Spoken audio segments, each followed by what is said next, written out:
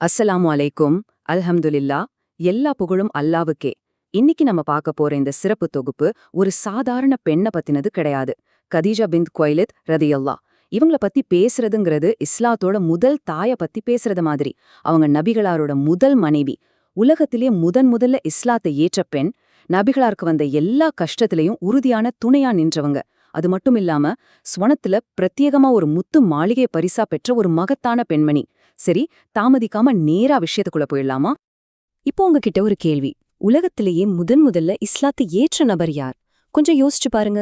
இஸ்லாத்தோட ஆரம்ப காலத்தை பத்தி பேசும்போதெல்லாம் இந்த ஒற்றை கேள்விக்கான விடை நம்மள ஒரு உன்னதமான நபர்கிட்ட தான் கொண்டு போய் சேர்க்கும்.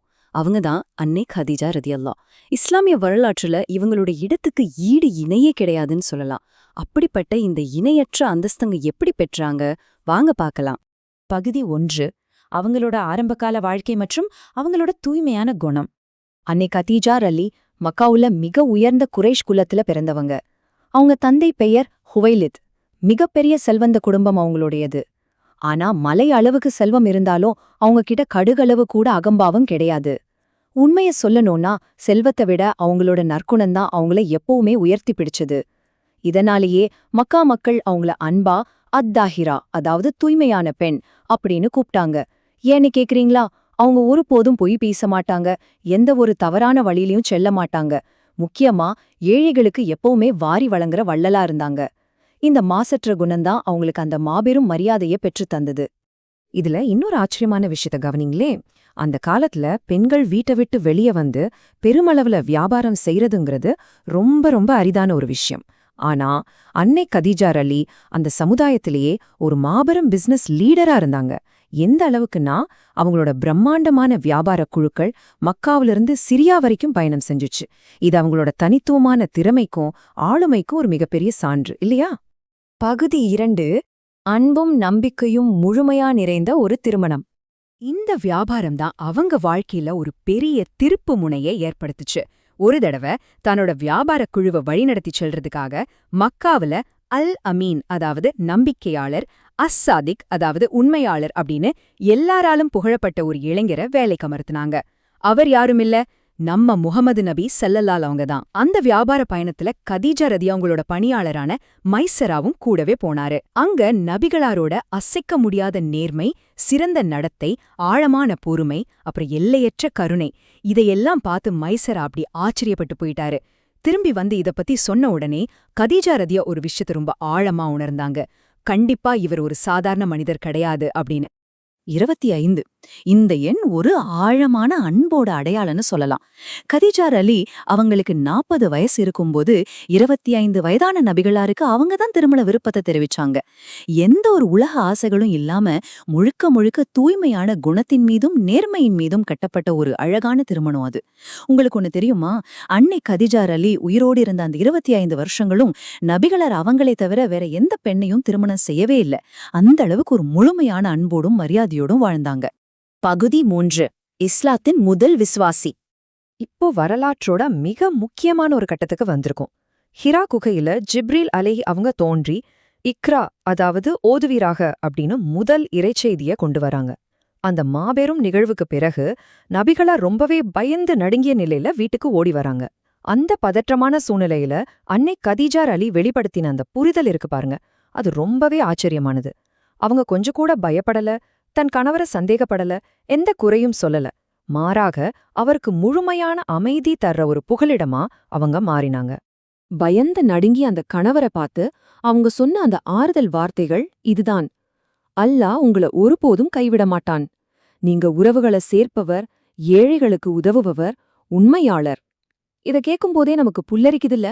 உண்மையான அசைக்க முடியாத ஒரு மனைவியோட ஆதரவுக்கு இதைவிட சிறந்த உதாரணம் வரலாற்றுல வேற எங்கேயும் பார்க்க முடியாது.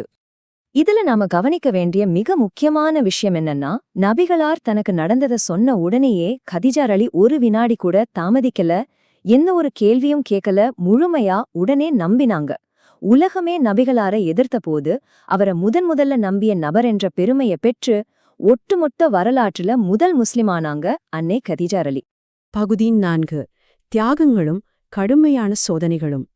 ஈமானை ஏத்துக்கிட்டது மட்டும் இல்ல, அதற்காக அவங்க செய்த தியாகங்கள் அளப்பரியவை. ஒரு பக்கம் சிரியா வரைக்கும் வியாபாரம் செஞ்ச ஒரு மாபெரும் செல்வந்த பெண்ணோட ஆடம்பரமான ஆரம்பகால வாழ்க்கை. ஆனா மறுபக்கம் அபி தாலிப் அப்படிங்கிற பள்ளத்தாக்குல முஸ்லிம்கள் சமூக புறக்கணிப்பு செய்யப்பட்ட அந்த 3 வருஷங்கள். தன்னிடம் இருந்த அந்த மாபெரும் செல்வம் முழுவதையும் இஸ்லாத்துக்காகவே அர்ப்பணிச்சாங்க. சாப்பாடு இல்ல, குடிக்க தண்ணீர் இல்ல, கொடிய பட்டினி. இப்படிப்பட்ட ஒரு இருண்ட காலகட்டத்திலயும் அவங்க தன்னோட கணவரோட கைய ஒருபோதும் விடவே இல்ல. என்ன ஒரு அபாரமான பொறுமை பாருங்க. அவங்களோட இந்த வாழ்க்கை பயணத்தை ஒரு காலக்கோடு மாதிரி திரும்பி பார்த்தோம்னா அந்த முழுமையான அர்ப்பணிப்பு நமக்கு தெளிவா புரியும். 40 வயசுல தொடங்கின அந்த ஆசீர்வதிக்கப்பட்ட திருமண வாழ்வு, அப்புறம் ஹிரா குகையில முதல் வஹி, அதைத் தொடர்ந்து 3 வருஷ கொடிய பட்டினி, இப்படி தொடர்ந்த அந்த பயணம் ஆமுல் ஹுசன் அப்படின்னு சொல்லப்படுற துக்க வருடத்துல நிறைவடைஞ்சுது. கதீஜா ரலி அவங்களோட மரணம் நபிகளார ரொம்பவே ஆழமா பாதிச்சுது. அதனாலதான் அந்த ஆண்டே நபிகளார் துக்க வருடம் அப்படின்னு அறிவிச்சாங்க. பகுதி 5. அல்லாவின் சலாம் மற்றும் ஜன்னத்தல் மாளிகை. உலகத்துல அவங்க சந்தித்த சோதனைகள் ஒரு புறம் இருந்தாலும் அவங்களுக்கு கிடைச்ச ஆன்மீக வெகுமதிகள் நம்ம கற்பனைக்கு எட்டாதவ. இத கொஞ்சம் சிந்திச்சு பாருங்களேன். வானவர்களின் தலைவர் ஜிப்ரீல் அவங்க நபிகளார்கிட்ட வந்து சொல்றாங்க, யா ரசூலல்லா, கதீஜாவுக்கு அல்லாவின் சலாம் சொல்லுங்கள்னு. சுபான் அல்லா, எவ்வளோ பிரம்மாண்டமான ஒரு விஷயம் இது. அகிலங்கள் அனைத்தையும் படைத்த அந்த ரப் நேரடியாக தன் அடியாளான அன்னை கதீஜா ரதியல்லாஹு அவங்களுக்கு சலாம் சொல்றானா, அவங்களோட தரம் எந்த அளவுக்கு உயர்ந்ததுன்னு பாருங்க. அது மட்டும் இல்லாம நபிகளார் ஒரு நற்செய்தியும் கூறினாங்க. கதீஜாவுக்கு ஜன்னத்துல, அதாவது ஸ்வர்க்கத்துல சத்தமில்லாத ஒரு அழகான முத்து மாளிகை வாக்களிக்கப்பட்டிருக்கு. அது ஏன் சத்தமில்லாத மாளிகை தெரியுமா? ஏன்னா அந்த பெண்மணி தன்னோட வாழ்நாள்ல ஒருபோதும் நபிகளார்கிட்ட சண்டை போட்டதே கிடையாது, குரல் உயர்த்தி பேசியதே கிடையாது, எந்த ஒரு மனக்கஷ்டத்தையும் கொடுத்ததே கிடையாது.